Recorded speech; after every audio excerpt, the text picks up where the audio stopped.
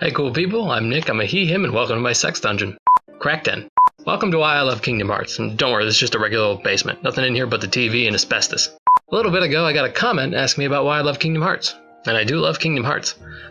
It's kind of why my channel is 95% Kingdom Hearts. Math might not be accurate. So, let's talk about it. Can't forget old Arcade! Sure I can.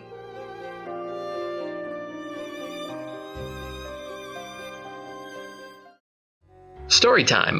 Kingdom Hearts 1 came out when I was around like 6, and I actually probably didn't really play it for a while after that, because my older brother had the PlayStation 2, and that didn't get hand-me-down to me until the PlayStation 3 had come out.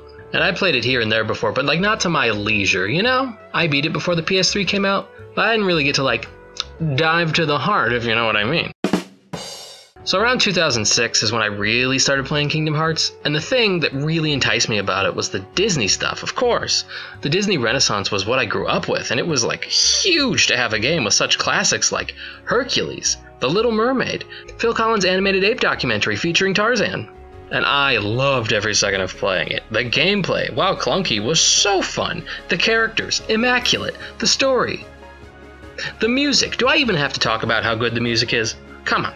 In all seriousness, I think what kept me playing was how simple and clean, pun intended, the story was in Kingdom Hearts 1. Straightforward, emotionally engaging, and interesting. I wouldn't have played all the follow-ups if the first game hadn't got me hooked. And believe you me, it got me hooked. Now of course, Kingdom Hearts 1 has its flaws. Really bizarre level design, what even is Monstro? Some really steep difficulty curves, especially when you're a kid. Riku, and that god-awful 2000s game style where they want you to talk to everybody to figure out what to do. I'm an introvert, goddammit. But I'm not ashamed to say I had a bratty game strategy guide back in the day, so mostly I was good. God, I miss that guide. Once I memorized where things were and how to complete certain worlds, I started playing Kingdom Hearts annually, sometimes more than once a year, because I just loved it that much. And then when 1.5 came out, I went full slut for it. I remember me and a friend standing outside a GameStop at 8 a.m. the day it dropped to buy it. Then we took it to our friend's house. He had the basement everyone used, you know that friend. And we sat there and played the whole thing for 48 hours straight. But we may or may not have fallen asleep during the 358 cutscenes.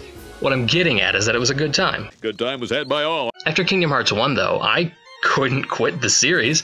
I remember when we drove my older brother off to college, I was playing Chain of Memories on the Game Boy in the back seat of my dad's minivan. I think I was either at the Vexen fight or the Riku Larxene fight, and I really liked the GBA comm. It was a good baby's first strategy game. It wasn't too long, and I got to play as Riku for the first time.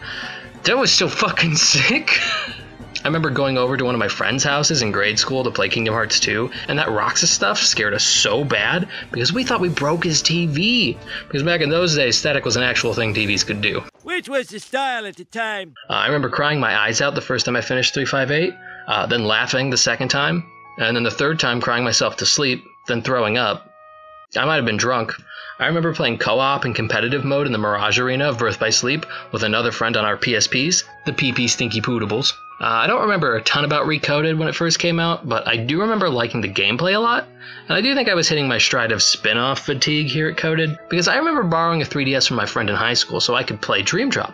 I did not like Dream Drop. And actually, it wasn't until 1.5 came out that I felt better about the series again. Also, I played Unchained Key. Union Cross. Real talk, I missed that game, because before the power scaling got out of hand, that game was actually a ton of fun to play. To sum up, they say, and by they I mean me, they say that there's a Kingdom Hearts game that once you've played, you're hooked on the series. And I think for a lot of people that's Kingdom Hearts 2, but for me, it has and always will be Kingdom Hearts 1.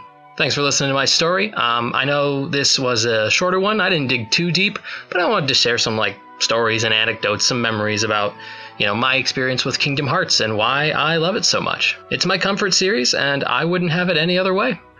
Okay, my turn. Back when I was a little octopussy,